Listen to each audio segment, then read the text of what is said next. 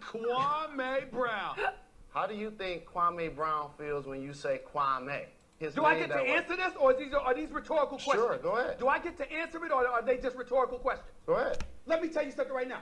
Kwame, all right, I'm going to tell you why I say Kwame Brown or Rasho the Slava Medvedenko. I'll tell you why. Because you're Kwame Brown. You're 7 feet tall. You're the #1 overall draft pick, okay? You come into this league, you came in without a jump shot. You came in without the ability to rebound. You came in without the ability to do nice footwork, to pass, to rebound, to defend, to score points, or whatever the case may be. And it's a decade later, and you're still that dude. You never worked and put forth your due diligence in order to take advantage of the privilege opportunity that you were in. And when I see that level of consistency as it pertains to an aptitude, I'm going to call somebody out. If a dude is playing like garbage, you don't sit there and point out he's playing like garbage. Of course you don't I sit do, there and point out how he's not living up to expectation. I don't want to get away from what we're talking about because that's what makes this. I'm staying on the point. I'm right here. But there's a difference between reporting what you see in the box score at the game or calling someone a scrub. Like, if I make... But he is a scrub. Not if he's a scrub. And you know it. Kwame Brown may be a scrub compared to Shaquille O'Neal. And if he's able to maintain one of those jobs for 10 years, there's no way he can be a scrub. Relatively, he's a scrub. No, what? He can't be. Did you just say that with a straight face? Did you just say that with a straight face? Do you guys realize that somebody's paying him millions of dollars to play basketball? Unfortunately, they are. Jalen, answer my question. Why do you think the guy that's 10 through 15 on the bench is able to have a long career? Answer my question. He's got to have some skill set. They're saying relative to the other players. Stephen A. is not going to stop till you answer it. So go ahead, Stephen A. Hello, Jalen. Jalen Rose, star, All-American in high school, played in the finals, can ball. You trying to tell me that you don't know a scrub when you see a scrub? You trying to tell me that everybody in the NBA can play? Are you sitting there with a straight face and you're saying to me that everybody in the NBA can play? Who are we comparing them to? I'm just saying we're comparing them to the NBA. If you're going to compare Slava Medvedenko to Hakeem Olajuwon, Jalen, he doesn't have a chance. If you're going to compare me to Magic Johnson, you should be ashamed of yourself, Jalen. But everybody has naysayers, Stephen A. And so what will my naysayer say? No. We're talking fact. What is he talking about? He's no Magic Johnson. All right. He doesn't know anything. Okay, keep talking. It works both ways. Okay. So we speak in fact. If you 7 feet tall, 270 pounds, you trying to tell me there is not some dudes in the NBA that's there strictly because of their size? What about Brian Scalabrine? Being utilized all day long that can't play. You think Brian Scalabrine Did LA give up too much to get a guy who has been labeled soft, although he puts up 19 and 9, which only 11 other guys do?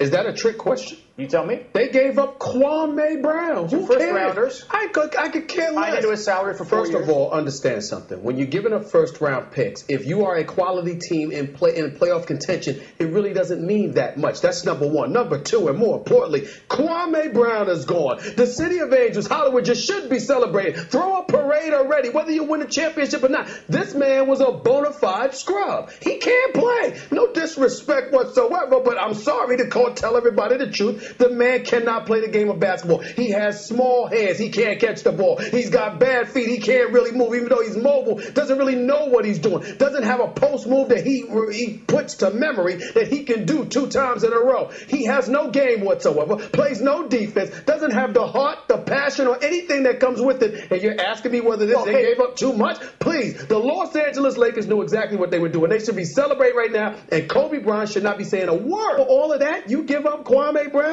Please, there's nothing to think about. There's nothing even to think about. Improvement whatsoever.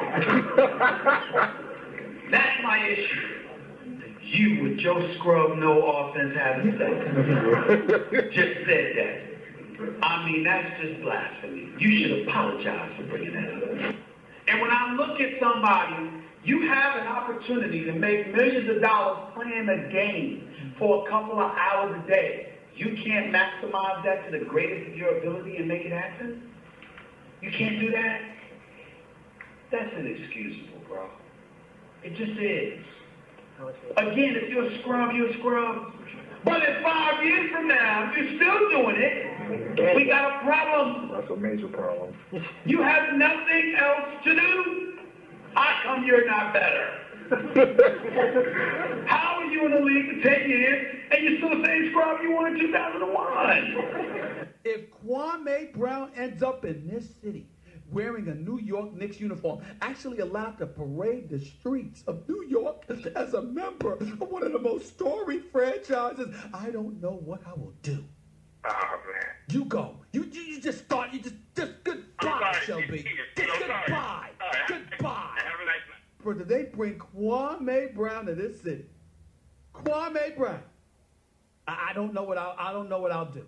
And by the way, ESPN, don't even try to get me to do anything with it. I'll quit first. I just cannot take. I can't take it. Just the thought of it makes me stutter. With Stephen A. that you've got to tell our audience at home. I'm stunned. And please say this on national TV because I'll be accused of instigating it if I did it. You go ahead and tell them what you told me just now. When I was a little kid growing up in D.C., I went to a WWE event, SummerSlam, and Kwame Brown had just gotten drafted. And I went ahead and tried to go shake his hand. I'm a 6'10", guy. He's 6'11", 6'10", and I thought he would, reciprocate. And he looked me up and down, just walked by with his entourage. And I said, one day I'm gonna get into the league and show him, give him the business. Kwame Brown. That's not the end of the story. Looked you up and down and wouldn't shake your hand and hold it to his other part. He had an entourage. Kwame Brown. What is this world? What is this world coming to? That's part of the story is your first NBA bucket came against. Too good. Skip Bayless look like a reptilian. Still too good to be Did you dunk on him for that first? Reverse layup, off the post. Kwame Brown. You'll take it any way you see it, right? Kwame Brown kind of disrespects him. Amazing. I said, I'm not going to talk to him. I felt disrespected, but he was probably going through a tough time at the time. Oh, is that really? Really? When he first came in the league, that was before he ever played, so we didn't know how bad he was. So it wasn't a tough time at that particular moment in time. He was the #1 overall pick in the draft. It's been a hit job from day one.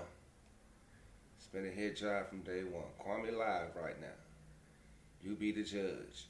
Is this dude a serial child stalker going to college universities, stalking these children, trying to ruin their life before they begin? You be the judge. I say, Stephen A., you are guilty. Guilty of stalking young people and destroying young men's lives.